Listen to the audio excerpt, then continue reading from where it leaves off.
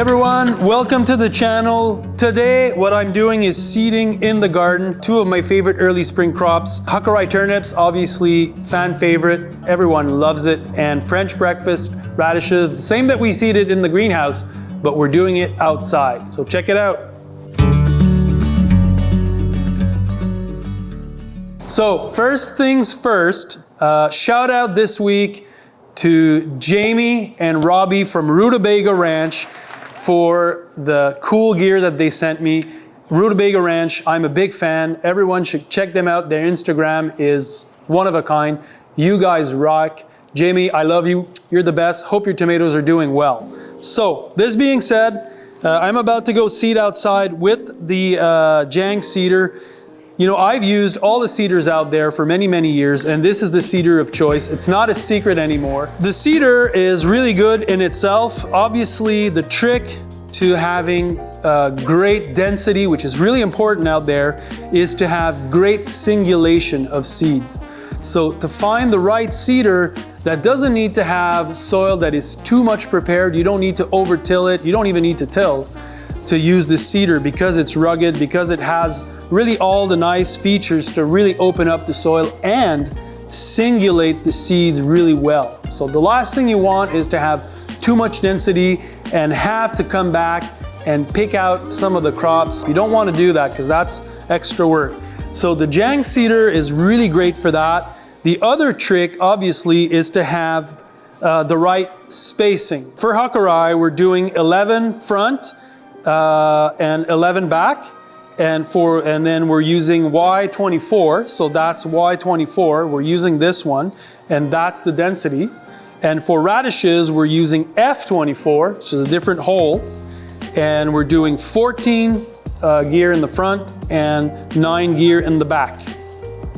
Okay, so I'm gonna start with the Hakurei turnip, and that's what we're doing right now. So I have everything I need. We're gonna go outside, I'm gonna do some bed prep, and then we're just, you know, shooting down with the seeder. I'll show you how to do it.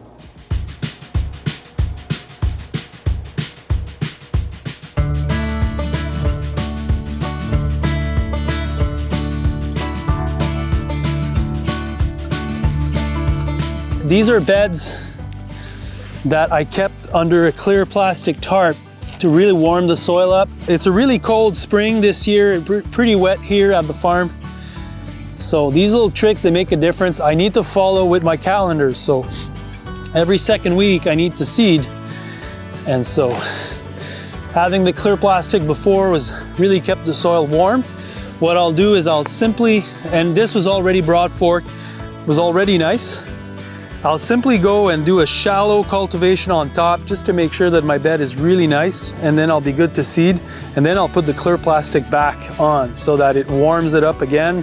Gonna speed up the germination. Once it's germinated, then I'll put a row cover over it. But for germinating and warming up the soil in the spring, clear plastic, hard to beat. Now what I have here is the precision depth roller. It's a roller that goes in the back of the rototiller. Made by BCS. What's great about this add-on is that you don't need to work the rototiller really deep to have a really nice, level and firm seed bed. And that's really the advantage of this.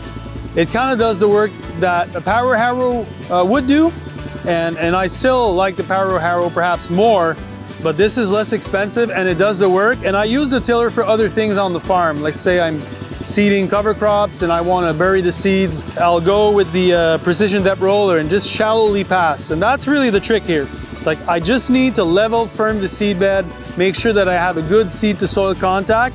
So I'm going to go ½ an inch and you'll see the result that it does on the bed. Okay, you can adjust this here. So this would be really deep, less deep. You can mark it if you want. I kind of know where I'm going with this. I'll offset my handles and then I'm shooting down the bed.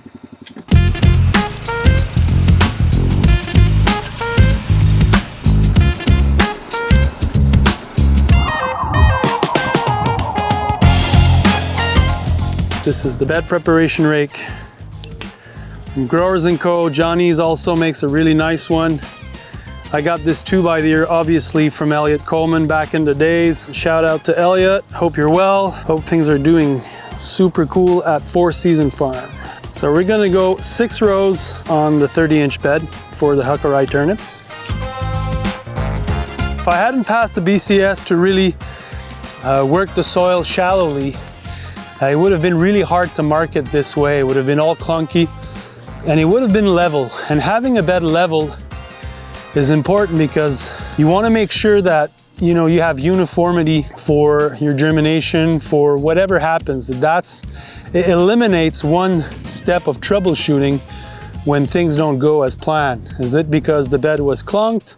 Was it because there's a pocket where there's too much water? Having it really level and firm makes a difference that way. And also by just kind of like working the soil on the top ½ inch, it'll allow you to have a good seed to soil contact, making sure that the seeds will really germinate well. And that's important also.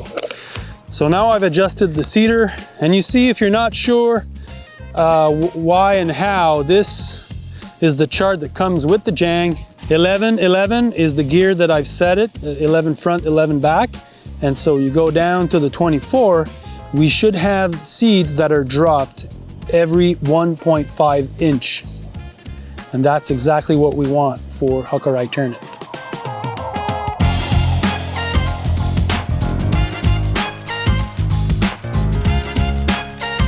It has ground opening sock that's going to open the ground. It's going to drop the seeds, really, again, singulates them really well, and then it's going to bury them. And so one pass, it's seeded and it's really well, the density is great. And so here we go.